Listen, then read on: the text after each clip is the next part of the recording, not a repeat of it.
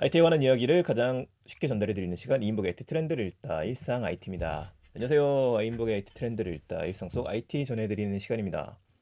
자, 오늘은 정상적인 목소리하고 정상적인 이야기로 할 수 있게 됐습니다. 예, 원래 했던 고정자리로 돌아왔어요. 확실히 고정자리에서 하는 게 화면도 깨끗하고 좀 편하긴 하네요. 바로 들어가도록 하죠. 오늘 두 가지 이야기 전해드릴 겁니다. 둘 다 간편 결제에 대한 이야기인데 신문에 나온 내용이 있어서 조금 더 확실하게 들어가 보려고 합니다. 첫 번째 이야기는 애플페이 이야기예요. 애플페이 국내에서 잘 되는데요.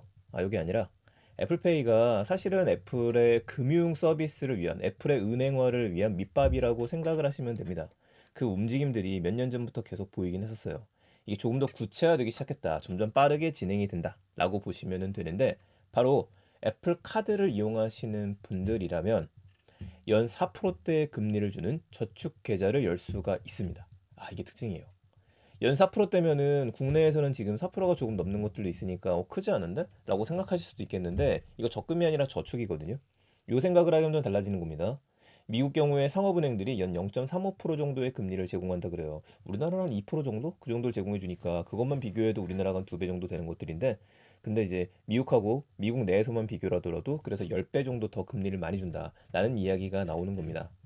그렇다면 애플이 은행을 차린 거냐? 그건 아니죠. 애플페이를 만들 때도 그랬었고 계속 파트너사는 골드만삭스예요. 근데 특징이 수수료도 없고 최소 예치금 조건도 없다라고 합니다. 그러면 시중에 지금 투자하기 애매한데 돈 좀 묶어놔야겠는데 하시는 분들한테는 이게 딱이죠. 캐시도 데일리 캐시라는 얘기가 나와서 일단 사이트 들어가 봤어요. 여러분들 누구나 여기 사이트 들어올 수 있거든요. 쫙 들어오면 밑에 영어로 쭉 나옵니다. 이게 영어 잘하시는 분이면 바로 볼 수 있지만 우린 그럴 필요가 없죠. 번역 누르면 되니까. 번역 이렇게 보여드리게 되면은 맞죠? 이걸 가입할 수 있는 곳은 애플 월렛입니다. 애플 월렛에서 저축이라고 누르고 난 다음에 그냥 실행을 하면 돼요. 요즘 이것도 번역이 되네. 좋네요.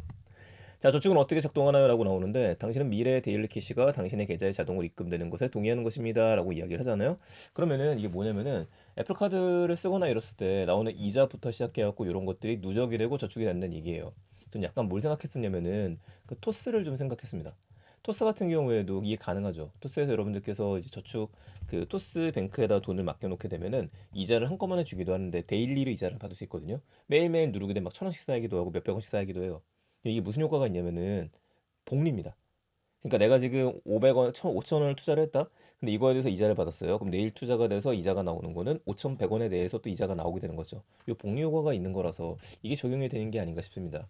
그리고 한간에는 애플 페이를 통해서만 쓸 수 있다라고 얘기가 나오거나 애플 카드에서만 가능하다라는 얘기도 나왔었는데 그게 아니라 애플 캐시 또는 연결된 외부 은행 계좌로도 돈을 이체할 수 있다고 돼 있기 때문에 그래서 활용도가 조금 더 높아질 것 같습니다. 자, 계좌를 개설하고 유지하는 데 필요한 거 아이폰에 애플 카드가 추가된다는 얘기 나오죠. 18살 이상이어야 돼요. 그리고 우리나라 안 되죠. 유효한 실제 미국 주소를 가진 미국 거주자가 돼야지만 가능합니다. 한국엔 쓸 수 없다. 은행 송금, 애플카드, 애플캐시 이런 식으로 나와 있죠. 저축하는 방법도 쉬운 것 같아요. 애플카드를 누르고 데일리 캐시를 누르고 쭉쭉쭉 누르면 되다 보니까 이렇게 쉽게 바꿔버리게 되면은 중소형 은행에 대한 위협이 될 수도 있지 않겠느냐라는 이야기가 그래서 나옵니다. 얼마 전에 애플 같은 경우에는 애플페이에서도 먼저 쓰고 나중에 결제하세요. 라고 하는 후순위 결제 프로그램을 내보낸 적이 있습니다. 이게 뭐야 하셨던 분들도 있지만 그냥 카드예요. 신용카드처럼 서비스를 내놓게 된 것들인데 이런 것들을 하나하나 해가면서 애플은 은행에 대한 것들, 은행으로 가기 위한 것들을 하나하나 맞춰가는 게 아닌가 싶다라는 생각해보게 됩니다. 물론 우리나라에서 되기에는 오래 걸려요. 될 수도 없고. 우리나라에서 되기 위해서는 우리나라의 금융사 등록을 해야 되든지 아니면 관련된 파트너를 함께 제휴를 맺어갖고 해야 되는데 이건 좀 어려움이 있을 수 있겠죠. 자, 두 번째 기가 보죠. 이렇게 애플은 하나씩 잘 나가고 있고요. 애플페이를 사용하는 것도 너무 쉽게 되고 있습니다. 특히 애플페이를 사용하셨던 분들은 깜짝 놀라시는 것 중에 하나가 눈 깜짝할 새에 결제가 되더라. 스마트폰을 갖다가 될 필요도 없으니까 너무나 쉽게 결제할 수 있는 게 특징이죠. 그런데 미래에셋증권에서 야심차게 내놨던 서비스가 있습니다. 바로 간편결제 서비스였던 미래에셋페이라는 게 있었어요. 이게 서비스 종료에 나서게 됩니다. 이제 6월 달부터는 사용할 수 없다라고 이야기를 하는데 저희 방송에서도 제가 미래에셋페이로 이디야에서 결제하세요 라는 이야기 드렸던 게 기억이 납니다. 작년 1월인가 2월인가 이벤트를 했었죠. 그러니까 저도 이제 야심차게 가지고 가가지고 여튼 다만 문제는 별도의 단말기가 있어갖고 단말기에다 얘 스마트폰을 딱 대야 되거든요. 근데 옆으로 대야 되는 건지 오른쪽으로 대야 되는 건지 헷갈리긴 했었어요. 그런데 이것까지도 서비스가 종료가 되는 거죠. 이유는 여러 가지가 있을 겁니다. 우선 한 가지는 미래세페이라는 것 자체가 좀 생소하기도 했었고 두 번째는 내가 이걸 왜 써야 되지? 이거에 대한 이유를 주지 못했던 게 아닌가 싶어요. 게다가 전용 단말기도 애매했던 것도 있지 않습니다. 상당히 어려워서 저는 이 결국 카드로 결제를 했었는데 이걸 보면 오버랩이 좀 될 수 있는 게 어제 시작했으니까 이제 초를 치는 건 아니지만 11번과 SK페이도 조심스럽다라는 생각이 들기도 합니다.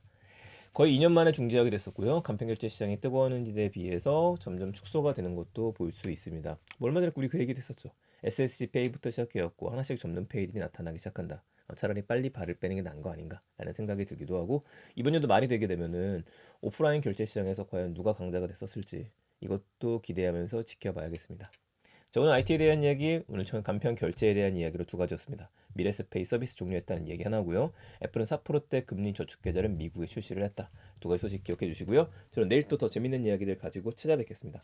감사합니다. 일상 IT였습니다. 좋은 하루 되세요.